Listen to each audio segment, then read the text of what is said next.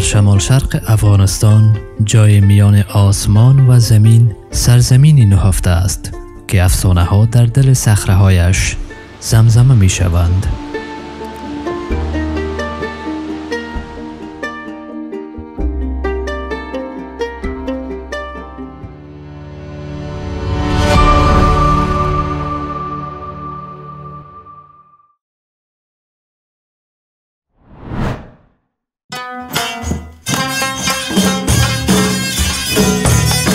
اینجا بدخشان است.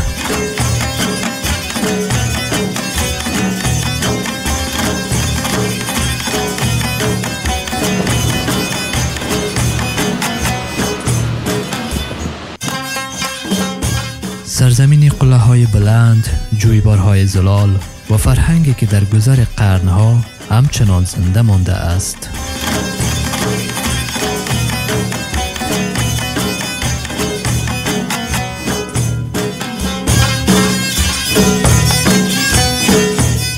بدخشان با مردمان مهمان نواز و اصیل، خانه زبانها و لهجه های گوناگون است.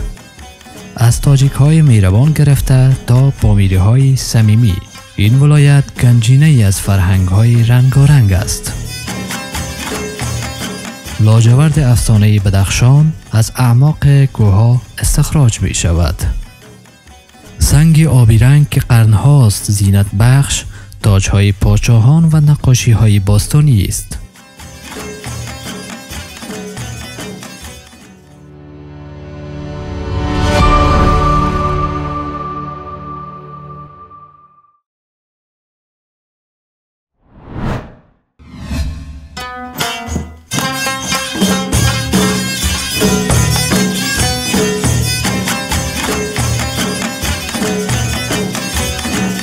در دل کوهستان‌های بدخشان، شهر آرام و پر جنب و جوش آرمیده است. اینجا فیض‌آباد است، پایتخت فرهنگی، تاریخی و اقتصادی ولایت بدخشان. بازار فیض‌آباد مانند رگ‌های زنده شهر مملو از شور و زندگی است. از میوه‌های تازه و گیاهان دارویی گرفته تا هنرهای دستی زنان هنرمند بدخشان. رودخانه های کوکچه روح شهر را زنده نگه می دارد. فیض‌آباد شهری است که گذشته‌اش را پاس می دارد و آینده‌اش را می سازد. جوانان این دیار با امید و پشتکار در پی ساختن فردایی روشن‌تر هستند. در این شهر کوچک و پر امید، شب با صدای جویباران و نسیم کوهستان آرام می گیرد و اینجا قلب تپنده بدخشان همچنان می تپد.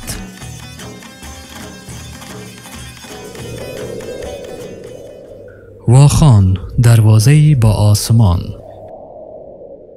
جای در دوردستترین نقطه افغانستان، جایی که زمین با آسمان دست می دهد.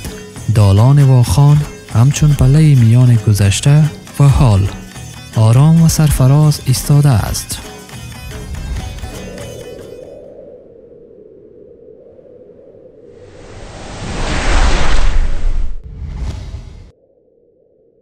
واخان نه تنها گذرگاهی به چین و تاجیکستان است، بلکه یکی از آخرین مناطق دست نخورده جهان و گنجینه از تنوع طبیعی، فرهنگی و انسانی است. در این دالان خاموش و بلند زمان ایستاده است و صدای قلب طبیعت هنوز شنیده می شود. از قلعه‌های سر به فلک کشیده پامیر تا بازارهای پرجنب و جوش فیض‌آباد، از دالان افسانه‌ای واخان تا چشمه‌های خاموش یمگان.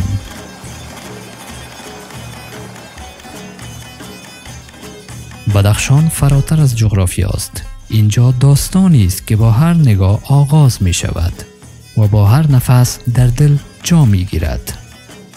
این ولایت در 470 کیلومتری کابل واقع است. بدخشان از جنوب با ولایت‌های پنجشیر و نورستان و از غرب با ولایت تخار هم مرز است و شمار باشندگان آن بیش از 1 میلیون نفر برآورده شده است. بدخشان در اشعار بیشتر شاعران به کیفیت لعل خیش مشهور است. بیشتر باشندگان این ولایت را تاجیک ها، فارسی زبان و پامیری ها تشکیل می دهد. همچنین اقلیت های از ازبک‌ها، هزاره ها و قرقیزی ها در بدخشان زندگی می کنند.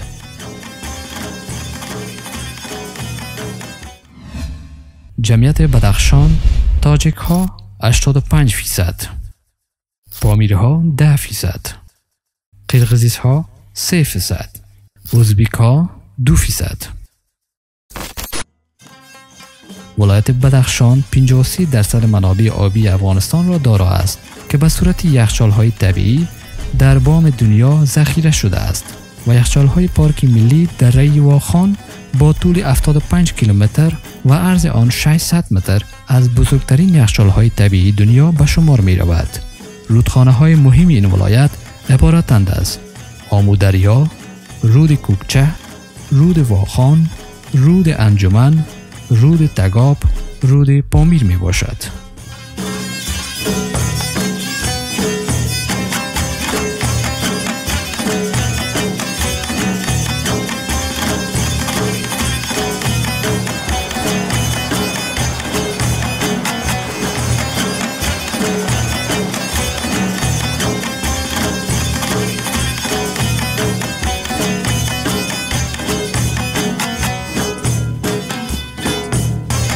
ما بدخشان را ترک می کنیم، اما بدخشان با صدای کوه‌ها، عطر لاجورد و گرمای دل مردمش برای همیشه در ذهن و دلمان باقی می ماند. این پایان یک سفر است، اما آغاز از آن روایت ناگفته. تا دیدار دوباره، بدرود.